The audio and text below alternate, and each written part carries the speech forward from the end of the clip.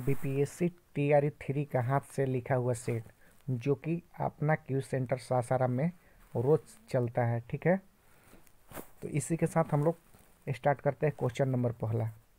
ठीक है, राख का टीला निम्नलिखित किस नौपाषाणिक स्थल से संबंधित है? तो राख का टीला संगम कल्लू से संबंधित है। ठीक है, क्वेश्चन नंबर दूसरा है, गैरिक मृतभांड पत्र ओसीपी का नामकरण हुआ था? तो हस्तिनापुर में नामकरण इसका हुआ था, गैरिक मृतभांड पत्र का। ठीक है, क्वेश्चन नंबर 3, निम्नलिखित में से किन स्थानों से मध्य पाषाण काल में पशुपालन का प्रमाण मिलते हैं? तब बगौर से पशुपालन के साक्ष्य मिले थे। कहाँ से? तो बगौर से। क्वेश्चन नंबर 4, दक्षिण अमेरिका में मध्य अक्षांशीय घास के मैदान को क्या कहते थे? तो पम्पास कहते हैं। दक्षिण अमेरिका की घास के मैदान को पम्पास कहते हैं। क्वेश्चन नंबर 5 देखते हैं, दक्षिण अमेरिका की सबसे बड़ी नदी कौन सी है? तो दक्षिण अमेरिका की सबसे बड़ी नदी अमेजन है।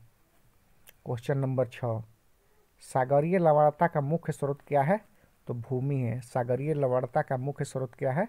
तो भूमि है। क्वेश्चन नंबर 7, सल्तनत काल के अधिकांश अमीर सुल्तान किस वर्ग के थे? तो सल्तनत काल में अधिक अमीर सुल्तान थे तुर्क वंश के। ठीक है, तुर्क लोग बहुत अमीर थे सल्तनत काल में। क्वेश्चन नंबर 8, दिल्ली में पुराना किले के सामने खैरुल मस्जिद नाम मंदिर नाम मस्जिद का निर्माण किसने करवाया था? तब महान अनगना ने। ठीक है, क्वेश्चन नंबर 9, किलिमंजारो एक प्रकार का क्या है? तो किलिमंजारो आग्नेयगिरी है। ठीक है, देखते हैं क्वेश्चन नंबर 10, माउंट एटना क्या है? माउंट एटना एक प्रकार का ज्वालामुखी है। क्वेश्चन नंबर 11, समुद्र तल पर पृथ्वी के केंद्र से सबसे निकट स्थान कौन सा है? तो उत्तरी ध्रुव है। समुद्र तल पर पृथ्वी के सबसे निकट स्थान कौन सा है? उत्तरी ध्रुव है। क्वेश्चन नंबर 12, हिमालय पर्वत पदीय प्रदेश कौन सा है? तो शिवालिक है। हिमालय पर्वतीय प्रदेश कौन सा है? शिवालिक है। क्वेश्चन नंबर 13, भारतीय संविधान का कौन सा अनुच्छेद राष्ट्रपति को उच्च न्यायालय से परामर्श करने का शक्ति प्रदान करता है? तो अनुच्छेद 143, राष्ट्रपति उच्च न्यायालय से सलाह ले सकता है अनुच्छेद 143 के तहत। क्वेश्चन नंबर 14, भारत के 12वें प्रधानमंत्री कौन है? एच.डी. देवगौड़ा। एच.डी. देवगौड़ा 12वें प्रधानमंत्री हैं। क्वेश्चन नंबर 15, भारत के किस प्रधानमंत्री की मृत्यु देश से बाहर हुई थी? तो लाल बहादुर शास्त्री की मृत्यु देश से बाहर हुई थी।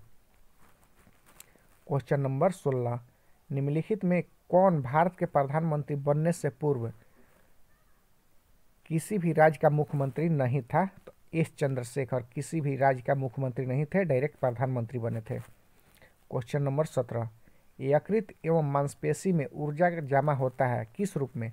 तो ग्लाइकोजन के रूप में शरीर में ऊर्जा जमा रहता है, ग्लाइकोजन के रूप में, चाहे मांसपेशी में। ठीक है, क्वेश्चन नंबर 18, मेंडल के आनुवंशिकता का सिद्धांत किस पर आधारित है? तो लैंगिक जनन पर आधारित है। मेंडल के आनुवंशिकता का सिद्धांत किस पर आधारित है? तो लैंगिक जनन पर आधारित है। चलते हैं क्वेश्चन नंबर 19, राष्ट्रीय मानवाधिकार आयोग। क्वेश्चन नंबर 19 देखते हैं फिर से, राष्ट्रीय मानवाधिकार आयोग के अध्यक्ष का कार्यकाल कितना होता है? तो मानवाधिकार आयोग का कार्यकाल 3 वर्ष का होता है। ठीक है, चलते हैं क्वेश्चन नंबर 20, निम्नलिखित संवैधानिक उपचारों में से किसे पोस्टमार्टम कहा जाता है? तो अधिकार परीक्षा को कहा जाता है पोस्टमार्टम। क्वेश्चन नंबर 21 देखते हैं, कौन सा शब्द भारत के संविधान से उल्लेखित नहीं है? तो बजट शब्द भारत के संविधान से उल्लेखित नहीं है।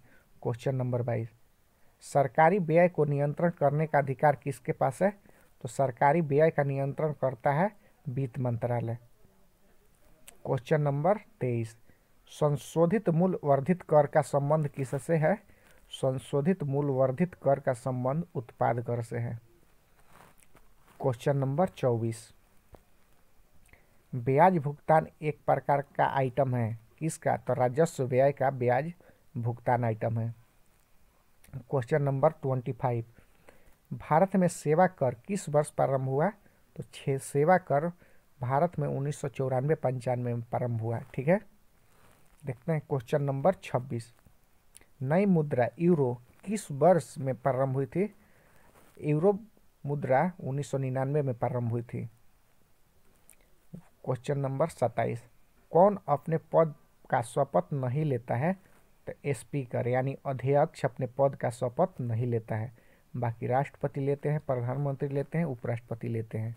ठीक है, question number 28, Sultanpur bird sanctuary कहाँ स्थित है? तो सुल्तानपुर बर्ड सेंचुरी गुड़गांव हरियाणा में स्थित है। ठीक है, चलते हैं क्वेश्चन नंबर 29, बड़ी लाइन की दो पटरियों के बीच की दूरी कितनी होती है? तो 5.5 फीट होता है, दो पटरियों के बीच की दूरी 5.5 फीट। 30, उत्तर प्रदेश के लोकायुक्त की पदावधि की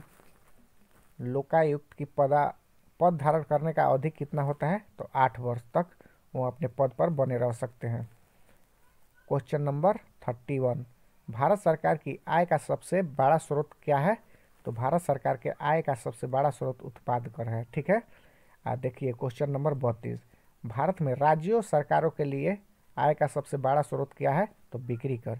राज्य सरकार के लिए सबसे आय का स्रोत बड़ा कौन सा है? बिक्री कर।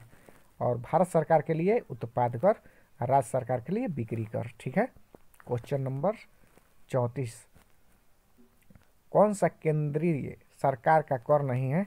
माने केंद्र सरकार का कर कौन सा नहीं है? भूमि राजस्व कर केंद्र सरकार का कर नहीं है।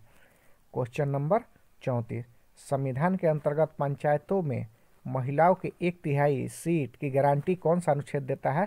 तो अनुच्छेद 243 देता है। ठीक है, पंचायत चुनाव में 1/3 महिलाओं का प्रतिनिधित्व अनुच्छेद कौन सा करता है? तो अनुच्छेद 243 के तहत पंचायतों में महिला 1/3 रहेगी। ठीक है, तो इसी के साथ वीडियो अच्छा लगे तो चैनल को सब्सक्राइब कर लें और बेल आइकन को भी दबा लें, ताकि मैं रोज़ वीडियो अपलोड करूं तो आप लोगों के पास नोटिफिकेशन पहुंच जाए।